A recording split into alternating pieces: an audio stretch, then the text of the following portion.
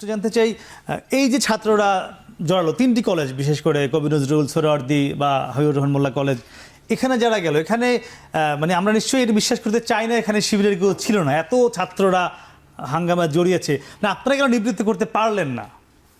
জি, ধন্যবাদ আপনাকে। প্রথমত হচ্ছে যে 5ই আগস্টের বিপ্লবটা, সেখান থেকে ধারাটা আপনাকে বুঝতে হবে।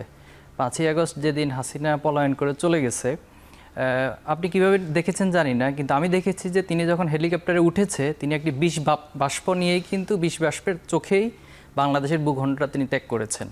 তো তিনি তো আসলে বসে নেই। এরপরে আমরা দেখেছি যে তিনি চট করে ঢুকে যাওয়ার বিষয়টা বলেছেন। এরপরে ট্রাম্পকে ইউজ করে ট্রাম্প কার্ড খেলার একটা বিষয় আমরা দেখেছি। তো সব কিছু মিলে হচ্ছে এই ফ্যাসিস্ট যারা পতিত, তারা তো আসলে বসে নেই, এটা আগে আপনাকে স্বীকার করে নিতে হবে। তারা না বসে থেকে তারা কি করবে এখন? তারা তো সরাসরি আসতে পারছে না, কোনো জায়গায় দাঁড়াতে পারছে না, সাধারণ মানুষ তাদেরকে দাঁড়াতে দিচ্ছে না। তারাই আসলে ছাত্রদের মাঝে এই ধরনের একটা কনফ্লিক্ট জায়গা তৈরি করে দিচ্ছে এবং এখানে তারা বিভিন্ন দোসর হিসেবে আবির্ভূত হচ্ছে অথবা বিভিন্ন জায়গাগুলোকে তারা কাজে লাগাচ্ছে। আমরা এই ব্যর্থতাটা শুধুমাত্র ছাত্রদেরকে দিতে চাই না। দেখুন, আপনি ছাত্রদের তো অনেক ইতিবাচক দিক ছিল। আপনি 5ই আগস্টের পরে যখন ট্রাফিক সিগন্যাল কাজ করছিল না, ট্রাফিক ব্যবস্থাপনাটা ভেঙে পড়েছে, ছাত্ররাই কিন্তু দাঁড়িয়েছে। বন্যাতে আমরা দেখেছি কিভাবে করে ছাত্ররা ব্যাপক ভিত্তিতে এগিয়ে এসেছে এবং তার একান্ত প্রয়োজনীয় জিনিসটা পর্যন্ত দান করে দিচ্ছে। তাহলে এই ছাত্রদের ভিতরে এখন এই কনফ্লিক্টটা কেন তৈরি হলো, কিভাবে তৈরি হলো, কারা তৈরি হলো, এই ধারাটা আমাদেরকে আগে বুঝতে হবে, দেন আমরা এখান থেকে উত্তর পাবো। এখানে আমি আইনশৃঙ্খলা বাহিনীকেও সরাসরি দোষ দিব না, তবে আইনশৃঙ্খলা বাহিনীর মধ্যে যারা লুকিয়ে এখন ফ্যাসিস্ট আছে, এটা সরকারকে খুব ভালো করে খেয়াল রাখতে হবে। তারা এখানে সেভাবে কিন্তু ভূমিকা রাখেনি, আপনি খেয়াল করবেন।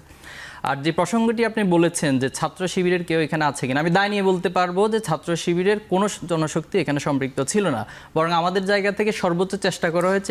এই যে হাজার হাজার ছাত্ররা কালকে মাঠে ছিল, এর মধ্যে শিবিরের একজন লোকও নেই। আপনি এটা বুঝতে হবে যে একটা উন্মাদনা যখন তৈরি হয়ে যায়, আপনি নিঃসন্দেহে কলেজ লাইফ পার করে এসেছেন, অনেকগুলো লাইফ পার করে এসেছেন, যখন একটা যেমন আমাদের সিটি কলেজ, ঢাকা কলেজ, দীর্ঘদিনের একটা অটোমেটিক মনে হচ্ছে একটা বৈরিতা মনোভাব কাজ করে, সুযোগ পেলে যখন সুযোগ পায় তখনই মারামারি হয়।